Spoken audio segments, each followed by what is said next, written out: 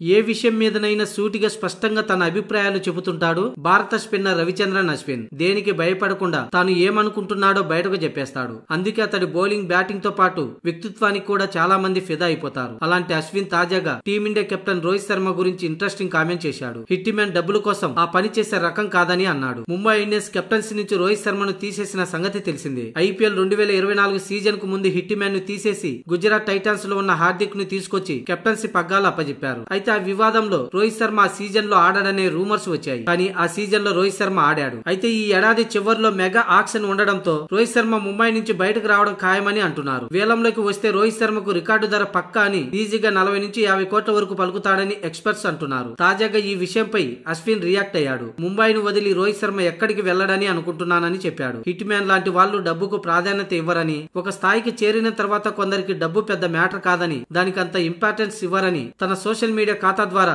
అశ్విన్ పేర్కొన్నాడు. కొత్త తలనొప్పులు కావాలని ఎవరు కోరుకోరు. అతడు టీమిండియాకు కెప్టెన్ గా ఉన్నాడు. ముంబై ఇండియన్స్ కు చానాళ్లు సారథ్యం వహించాడు. కాబట్టి కెప్టెన్సీ లేకపోయినా ముంబైకి ఆడడంలో ఎలాంటి ఇబ్బందులు ఉండకపోవచ్చు. ముంబై నుంచి అతడు బయటకు వస్తాడని నేను అనుకోవట్లేదు. ఒక స్టేజ్ దాటాక డబ్బులు ఎవరికి అంత ప్రాధాన్యం ఇవ్వరు. అలాంటి వాళ్ళలో రోహిత్ శర్మ ఒకరు అని అశ్విన్ పేర్కొన్నాడు. అయితే అశ్విన్ పేర్కొన్నట్లుగా రోహిత్ శర్మ డబ్బు కోసం కాదు, 5 ట్రోఫీలు అందించినా కూడా అవమానకర రీతిలో కెప్టెన్సీ నుంచి తీసేశారు. కాబట్టి ఆత్మాభిమానం కోసం ముంబైని హిట్ మ్యాన్ విడిచి వెళ్లే ఛాన్సులు ఉన్నాయని కొందరు నెటిజన్లు అంటున్నారు. మరికొందరు మాత్రం తాను నిర్మించిన సామ్రాజ్యాన్ని వదలడని, చివరి వరకు అందులోనే ఉంటాడని చెబుతున్నారు.